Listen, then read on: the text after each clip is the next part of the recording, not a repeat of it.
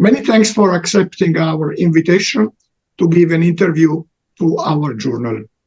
The first question is regarding your outstanding line of research, which aims at identifying the subcellular basis of clinically diverse phenomena, such as dysmetabolism, inflammation, and cancer. Although phenotypically and prognostically diverse, these three categories of human disorders may share a common altered response at the level of endoplasmic reticulum and or mitochondria. Please, would you like to comment on the relative role of genetics and environmental stimuli of endoplasmic reticulum stress? Yes, thanks. That's good question. Indeed, the ER stress or mitochondrial stress response in complex disease is a hot study, is a hot research field. So, the stress signaling from the endoplasmic reticulum, we call ER, or mitochondria, is critical for maintaining cell homeostasis and physiology. The ER or mitochondrial stress response is a key for cell to make survival and death decisions under stress conditions. Indeed, modulation of pathophysiology by ER and mitochondrial stress response is a common ground underlying the development for complex disease, such as metabolic disorder, inflammatory disease, and cancer. In terms of ER stress, this is a condition referred to the accumulation of unfolded misfolded protein in the ER lumen.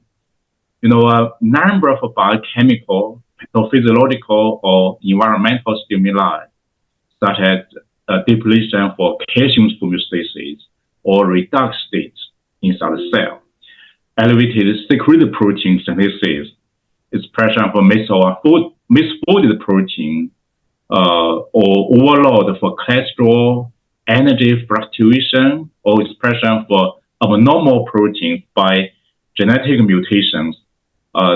Those conditions, those stimuli can disrupt protein homeostasis in the ER, impose stress on the ER membrane, subsequently lead to ER stress activation of ER stress response or unfolded protein response.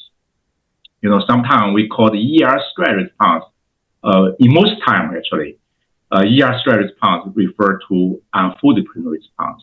ER stress response are different terms. So the ER stress response in most time is same as the unfolded protein response. So in the past decade, the concept of ER stress and unfolded protein response, we call UPR, have been hotly studied. Actually, the scope and the consequence of ER stress and UPR have been significantly expanded. Many pathophysiological conditions or environmental conditions or nutritional conditions can directly or indirectly cause ER stress.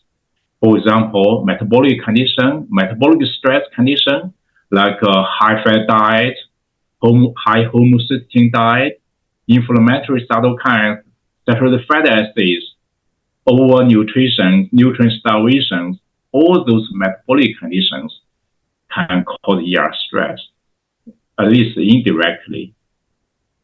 So also stress response, energy fluctuation, like glucose level change, insulin signalings, level of insulin can indirectly cause ER stress in different cell types. So oncogenic conditions like hypoxia, DNA damage can cause ER stress, or bacterial viral infections can cause ER stress. Environmental factors like air pollution, PM 2.5 exposure, lifestyle like alcohol consumption, cigarette smoking, all those conditions can directly or indirectly cause ER stress in different cell types. So genetic mutations, for example, some gene mutation cause coding of misfolded unfolded proteins. This will cause ER stress. This happens in many neurodegenerative disease. Chronic disease conditions like neurodegenerative disease, metabolic disease conditions, cardiovascular disease, or cancer, all those disease conditions can cause the ER stress. The ER stress can cause disease. Disease conditions can also cause ER stress. So that's like chicken and egg scenarios. So I think that's my answer for these questions. You have a further question about this? Yes, the second question requests you kindly to expand a little bit more on the cause and effect relationship between, you mentioned cardiovascular disease. In other words, does endothelial dysfunction, atherosclerosis, major adverse cardiovascular events, do these engage into a cause and effect relationship with reticulum stress? Yes, again, these are good questions. So ER stress or UPR is unfolded response. So indeed, they are critically involved in the initiation progression for cardiovascular disease by affecting the function survival of endothelial cells, macrophage, or other cell types relevant to cardiovascular disease. So there is a chicken egg logic flows, for the relationship between ER stress and cardiovascular disease. First, it has been known that chronic activation for ER stress, the UPR pathways in endothelial cells, lead to increased oxidative stress and inflammation. This will cause cell death events, which can account for the initiation and the progression of cardiovascular disease.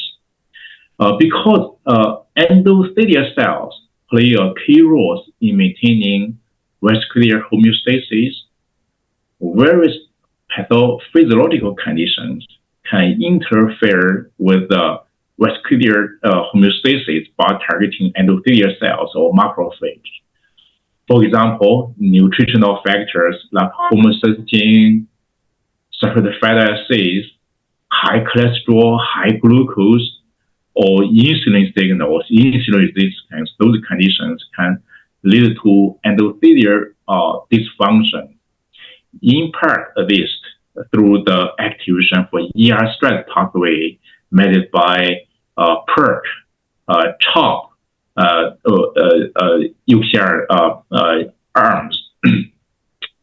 So there are also evidence that ER stress caused by accumulation of free cholesterol leads to apoptosis in macrophage, neutrophils, or foam cells. For example, high cholesterol diet can deplete ER calcium storage, called calcium release from the ER. This will cause ER stress. This will activate the UPR signaling mediated by PERK and CHOP to induce programmed cell death in foam cells. This will facilitate atherosclerosis under high fat diet conditions, under high cholesterol or high fat diet conditions. So the ER stress and the UPR pathways account,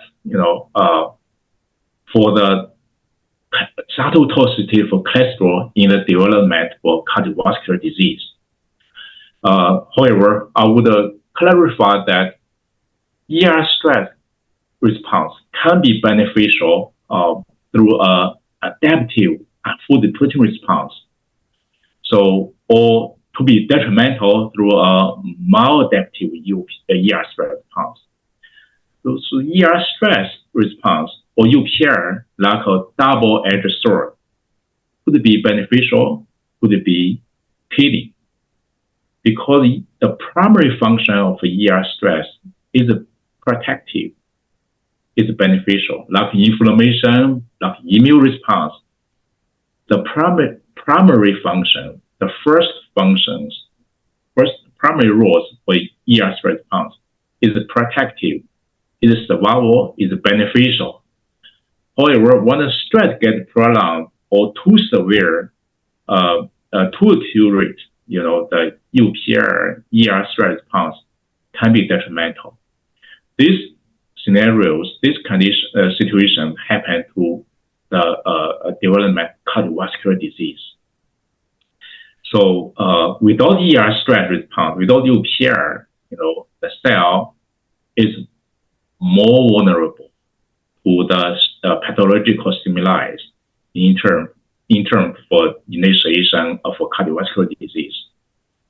However, under consistent excessive nutritional factors, for example, the stimulation for high cholesterol become chronic, become prolonged. Those conditions will active toxic or detrimental ER stress response. This will cause cell death event in endothelial cells, in macrophage. This will promote cardiovascular disease, promote atherosclerosis. So that's something I would highlight or emphasize. ER stress response not necessarily bad things. They act as a double-edged sword. Could be beneficial, could be detrimental.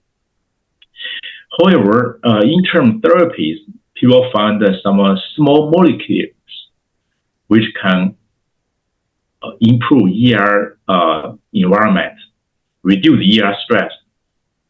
Those treatments, those small molecular chaperones can stabilize misfolded protein, can relieve ER stress, which can help, help prevention or treatment for cardiovascular disease. It's beneficial, but still in the test, most of them, have not been applied to the clinic yet.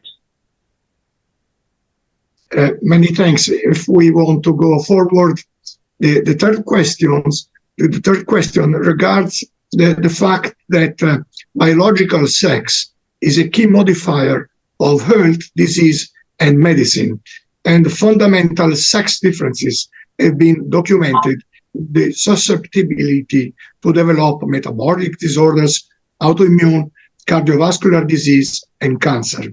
Please, would you like to comment on the role of biological sex and sex hormones in ER stress? Yes.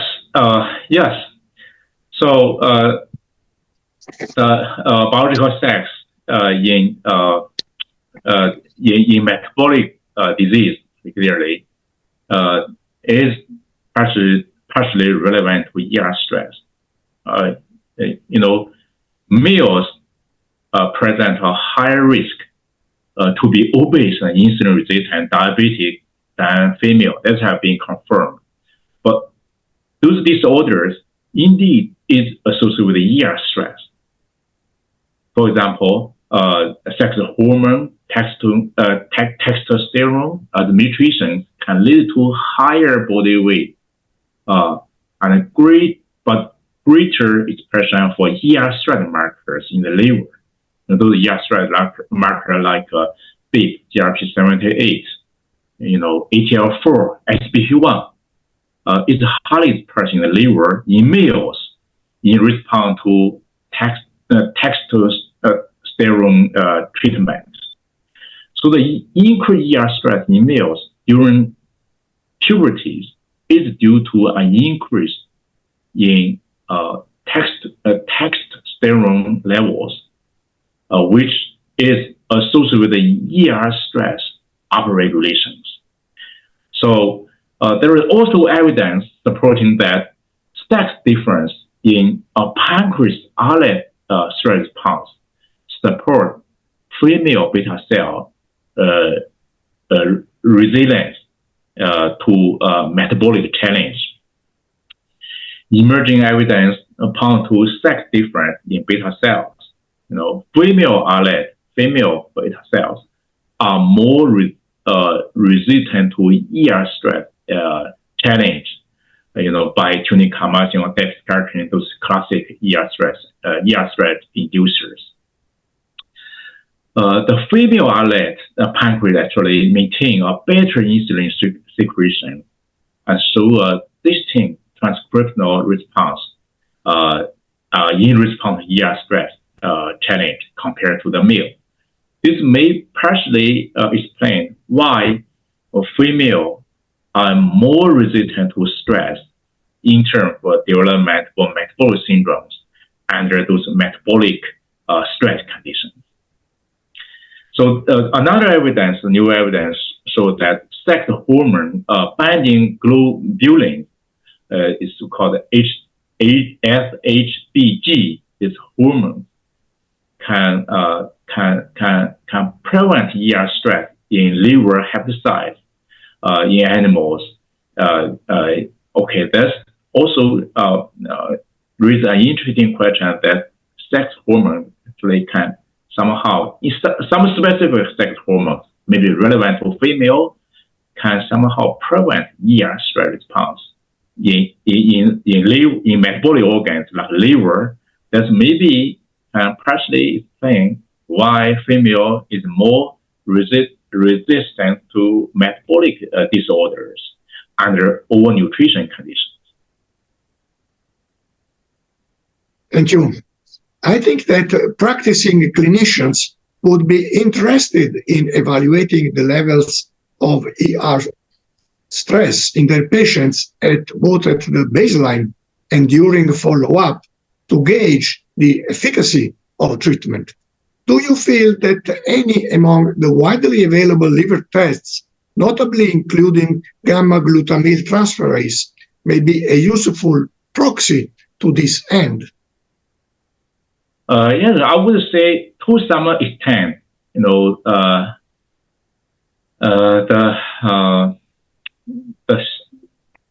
so-called GGT test is correlated with ER stress in liver injuries.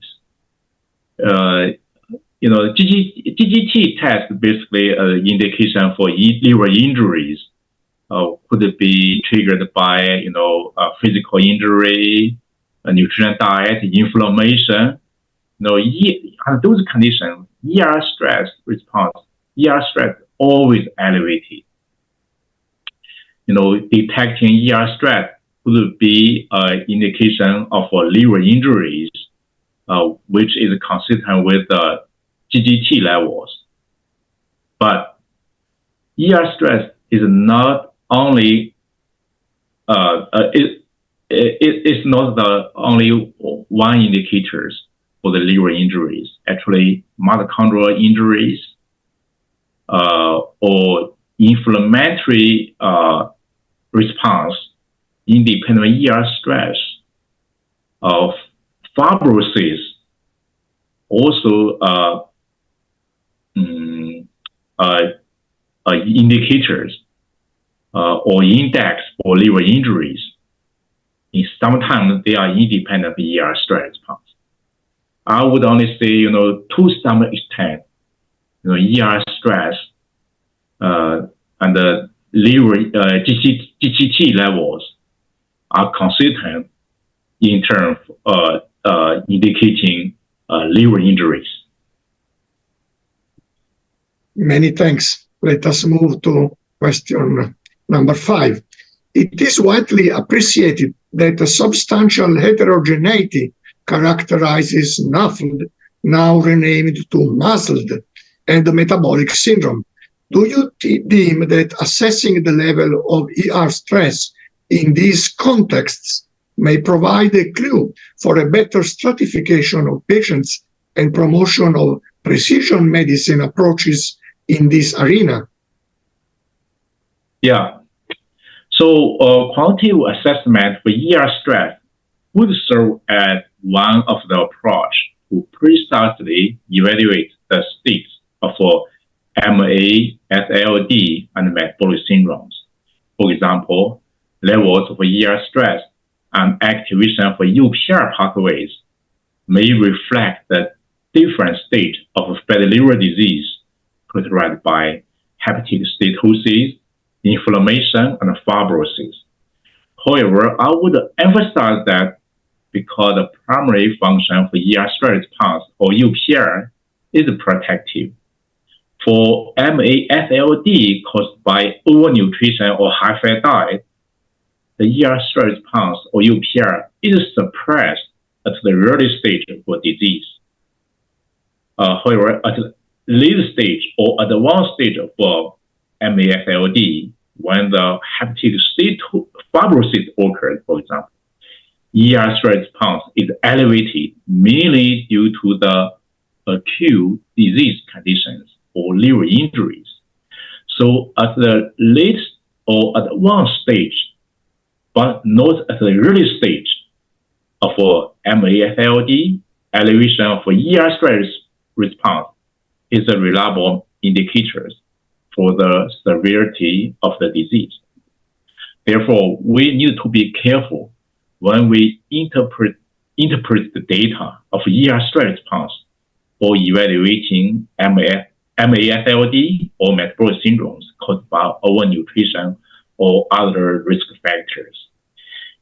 As I mentioned, at the early stage of disease caused by overnutrition, ER stress actually, or UPR actually, is suppressed. At that stage, you cannot use ER stress as an indicator to precise evaluate, assess the stage of the disease. But at the late stage or the advanced stage of fatty liver disease, specifically MASLD, so ER stress response or UPR become a reliable indicator for the severity of the disease. Okay. Many thanks. The next, the sixth question does not have anything to do with ER stress, but it refers to your professional experience. It is almost certain that you daily receive invitations to act as a reviewer for medical journals. So the question is, how do you establish your personal priority scale? And the next question is, how do you feel that reviewers should be incentivized, or do you suggest that reviewers should only serve on a voluntary basis? Mm-hmm. Yeah, that's a question, we face in those days. Yes, each day I receive many invitation emails from the journals for contributing a paper to serve as a reviewer. So I thought many of them are scams. There's from many low quality journals, new journals. In those days, there's a big problem in academic communities.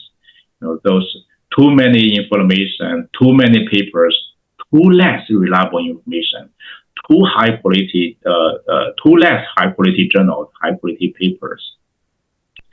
So my priorities is, I accept some of limited, very limited invitations. Depend the academic credential of the journals, the quality and reliabilities of the journals and the papers published in this journal, the reputations, the impact of the journals. So we have to reject most of them. We have, in many cases, I just simply delete those scam emails or those invitations. The priorities, really based on the credential of the journal, quality of the paper published in the journal, reliabilities, the reputations, and high impact. So again, the qualities is the life of the journals, is the paper of all the publications. In terms of the reviewers, so everybody is busy, especially for those faculties, for the professor, they're very limited time, very busy. So serve as a volunteer that's really, demanding. But But for some good journals, high quality journals, yeah, we serve as a volunteer. We serve the communities, right? So, but yeah, if possible, you know, if the reviewer, at least those, you know, the editor board, of course, the editor-in-chief, if they, you know, somehow is be recognized to be paid if you have enough money, that's definitely helpful. But at least, you know, for those good reviewers, you know, dedicate, hardworking editor board, editor-in-chief, if you give some recognition of this, that will be helpful. You know, for editor-in-chief, you know, after all, if you give some recognition, award, prize, you know, don't have to be big monies, but you know, people need to be recognized. You know, and that will be helpful. Yes, I fully agree that we do not necessarily need to involve any money, although, as they say, money is a universal language, but there may be other forms of recognition. For example, bonuses for publication free of charge in some journals, which require publication charge for authors. Thank you very much.